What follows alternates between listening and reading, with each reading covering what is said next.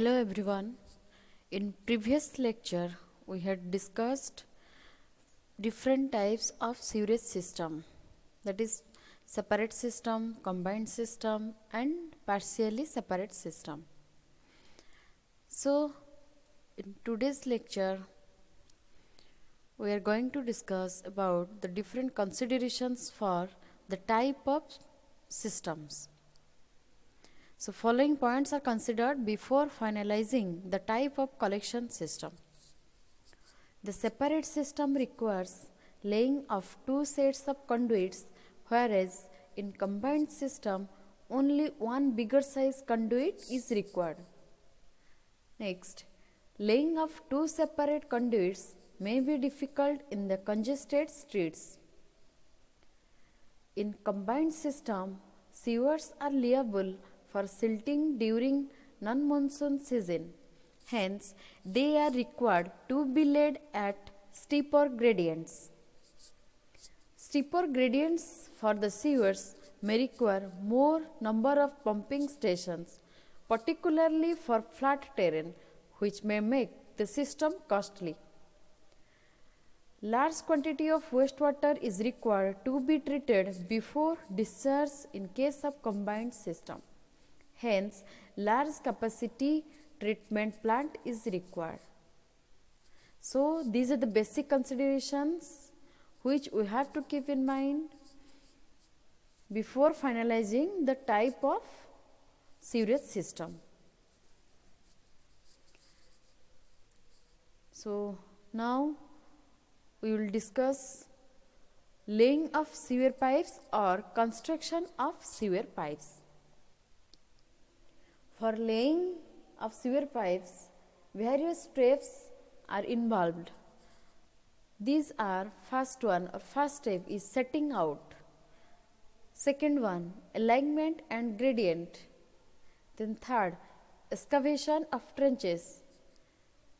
Fourth, laying and jointing. Fifth, timbering of trenches. Sixth, dewatering of trenches. Then 7, testing. Then last one, that is backfilling. So these are the major steps which we have to follow during the construction of sewer line or sewer pipes. So now we discuss one by one briefly. So number 1, setting out. So this is the first step in the construction of any work. In the sewerage work, this is carried out starting from the tail end or the outfall end and proceeding upward. Marking sewer lines along proposed routes on the ground, fixing pegs at interval of 15 meter. Minimum 15 meter we have to keep the distance between the pegs which we have to fix during the setting, and establishing temporary benchmarks with respect to the GTS benchmark. Then number 2, alignment and gradient. The sewers are laid to the correct alignment and gradient, setting the positions and levels of sewers so as to ensure a smooth gravity flow. This is done with the help of suitable boning rods and side rails and with accurate dumpy level instrument. Both the boning rod and side rail have their center line accurately marked with thin socket and painted black and white in order to add proper visibility. So, basically we give the white and black mark for proper visibility of the alignment. Then number 3, excavation of trenches. After alignment or marking of alignment, we have to excavate the trench. This work is usually carried out in open cutting. Tunneling is adopted only when large sized sewers are to be laid at a considerable depth below the ground level. The excavation is made so as to have trenches of such lengths, widths and depths as enable the sewers to be properly constructed. Then number 4, after excavation we have to lay the suitable sewer pipes, which we have already decided that how much diameter pipes are we have to lay or laid in the construction site. Laying and laying and jointing. Laying. After setting the site rails over the trench, small pegs at intervals of 3 meter are so driven such that the tops of the pegs are in level with the invert line of the pipe sewer. The pipes are usually laid afield with their sockets facing the direction of flow. This should accordingly be corrected. This laying must be accurate. Then jointing. After truly bedding the first pipe, the second pipe is laid. A ring of tread and soaked in cement slurry is passed around the spigot of the second pipe so that when driven home, it is supported in the spigot of the first pipe. The yarn ring is clogged tightly so as to fill about 1/4 of the depth of the socket. So, the next, after laying and jointing, next is timbering of trenches. For depths of sewers exceeding 2 meter, it becomes necessary to adopt timbering of trenches. The object is to prevent the sides of trenches from caving in that may cause possible damage to the foundations of the adjoining property.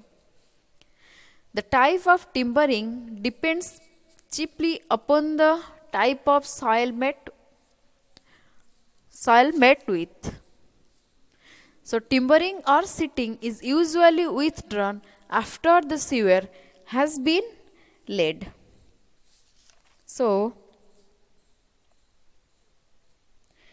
though sometimes it is necessary to leave it off as such, particularly in the case of wet trenches which may otherwise be damaged. Then next, number 6, dewatering in trenches. Where the subsoil water level is very near to the ground level, the trench becomes wet and muddy, and it becomes difficult for sewers to be constructed. So, different methods are suggested to dewater the trenches. These are direct drainage, drainage by an under drain, sump pumping, then fourth one, well pointed drainage. So, these are the methods which we use for the dewatering in trenches. Then number 7, testing. After completion, we have to test the sewer line or sewer pipe. Sewers are normally subjected to the following tests before they are put into service. So, first one is the water test.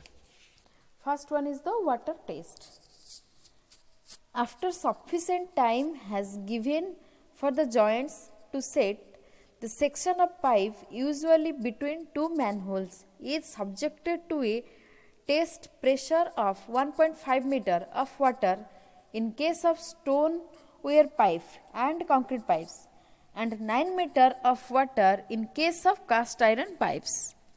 So, the depth of water, how much we release, is depend upon the types of material on which the sewer pipes are made. Then number 2, test for straightness and obstruction. So, this test is basically carried out in two ways or in two steps. So, first step is by inserting at the high end of the sewer or drain a smooth ball of diameter 13 mm less than the pipe bore. In the absence of any obstruction, such as yarn or motor projecting through the joints, the ball shall roll down the invert of the pipe and emerge at the lower end. This is the first step. The next, by placing mirror at one end of the sewer line and lamp at the other end, if the pipeline is straight, the full circle of light can be observed. If the pipeline is not straight, this would be apparent. The mirror will also indicate any obstruction in the pipe barrel. Then number 3 or the third test is the smoke test. This test is carried out for drainage pipes located basically in buildings. All soil pipes, waste pipes, vent pipes and other pipes when above ground would be approved gas tight by a smoke test conducted under a pressure of 25 mm of water maintained for 15 minutes after all trap seals have been filled with water. So, the smoke is produced basically by burning oil waste or tar paper or similar material in the combustion chamber of a smoke machine. So, these are the tests which we have to do before we dispose the sewage through the sewer pipe. Then the last step of the laying of sewer line is backfilling. After a sewer has been constructed and tested, the trenches are required to be refilled. The work involved should be carried out with due care, particularly the selection of the soil used for backfilling around the sewer, so as to ensure the further safety of the sewer. The filling is up to 0.75 meter above the ground. So, after this, the excavated topsoil, pavement or road metal are replaced as the top filling material, rammed and satisfactorily maintained till the surface has been got restored. So, these are the basic steps which we have to follow during the laying of or construction of sewer line. So, this much, and in next lecture we will proceed with the different requirements for sewer sanitary system of layout setup. Thank you.